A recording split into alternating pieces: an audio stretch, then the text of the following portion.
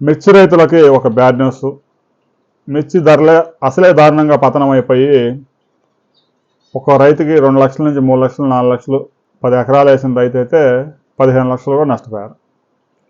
కనీసం క్వింటాకు 16,000 17,000 18,000 ఉంటే కనీసం పెట్టిన పెట్టుబడులన్నా వస్తాయి. కానీ ఏడాది అంతా 8,000 9,000 10,000, ఒక 2 వెరైటీస్ మాత్రం 12,000 13,000.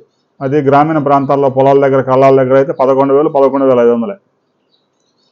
తాజాగా చైనాకి ఎగుమతి చేసిన 60 కంటైనర్ల మిర్చి, దాదాపు 60 కంటైనర్ల మిర్చి 900 టన్నుల మిర్చి చైనా పోర్టు నుంచి రివర్స్ వచ్చింది.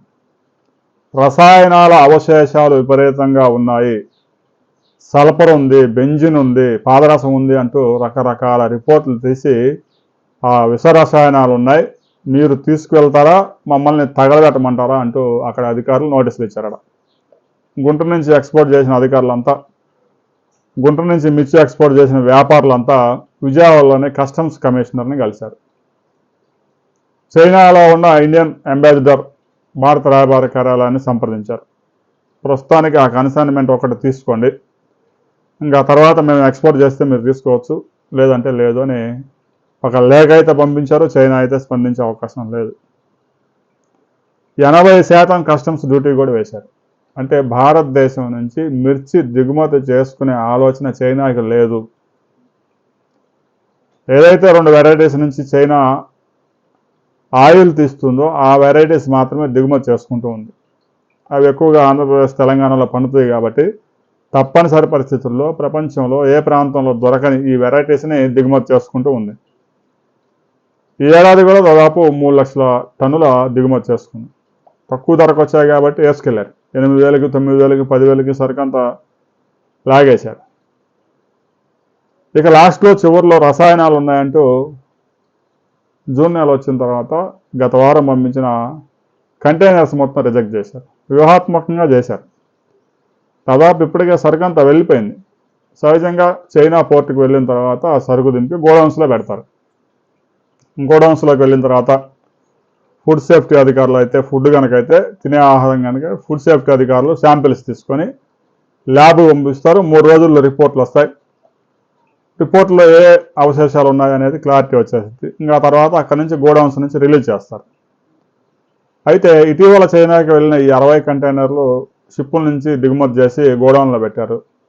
శాంపిల్స్ పంపిస్తే విష రసాయనాలు ఉన్నాయట. ప్రపంచంలో ఎక్కడైనా మిర్చిలో 0 రసాయనాలు ఉండే పంట దొరికే అవకాశం ఉందా? అత్యధిక రసాయన మందులు వాడుతున్న పంటల్లో మిర్చి కూడా ఉంది. అది ఒక భారతదేశంలోనే కాదు, చైనాలో అయినా ఎక్కడ మిర్చి పండించినా రసాయనాలు వాడకుండా పంట రాదు. ఆర్గానిక్గా పండించిన 5 కిలోలు 10 కిలోలు అక్కడక్కడ దొరికితే దొరకవచ్చు, కాదన్న. పెద్ద ఎత్తున మిర్చి ఎక్స్పోర్ట్ చేసినప్పుడు రసాయనాలు ఉన్నాయని చెప్పేసి మొత్తం దిగుమతులన్నీ అయిపోయి సీజన్ లాస్ట్కి వచ్చిన తర్వాత చైనా రిజెక్ట్ చేసిందంటే దీని వెనక పెద్ద కుట్రే ఉంది. ఎప్పుడైతే పహల్గాం దాడి తర్వాత పాకిస్తాన్ మీద భారత్ దాడి చేసిందో అప్పటి నుంచి చైనా పాకిస్తాన్ వైపు మరింత మొగ్గు చూపుతా ఉంది.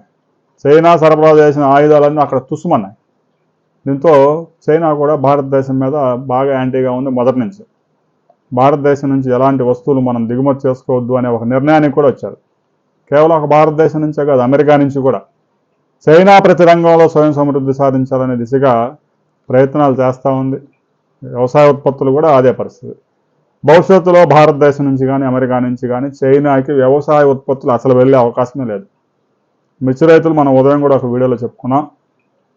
ఎట్టి పరిస్థితుల్లో సాగు విస్తీర్ణం పెంచితే ఇబ్బందులు పడతారు. ఇప్పుడు కోల్డ్ స్టోరేజ్లో ఉన్న మిర్చి ఖాళీ అవ్వడమే కష్టం. వచ్చే ఏడాది కనుక మిర్చి సగానికి సగం తగ్గకపోతే రైతులు మరింత అప్పులు ఊబిలో కూరుకుపోయే ప్రమాదం ఉంది. 8,000 9,000 10,000 మిర్చి సాగు చేయడం కన్నా 3 నెలలు ఖాళీగా ఉంచి మొక్కజొన్న సాగు చేసుకున్నా కూడా ఎకరాకి 40 క్వింటాలు దిగుబడులు వస్తాను. రైతు సోదరులు ఒకసారి ఆలోచించండి. ప్రస్తుతం ఉన్న ధరలు కూడా నిలబడే అవకాశం లేదు. ఇప్పుడున్న ధరలు అత్యంత దారుణం అనుకుంటే ఈ చైనా వాడు వెనక్కి పంపించడంతో ఆ ధరలు కూడా కొనసాగే అవకాశం లేదు.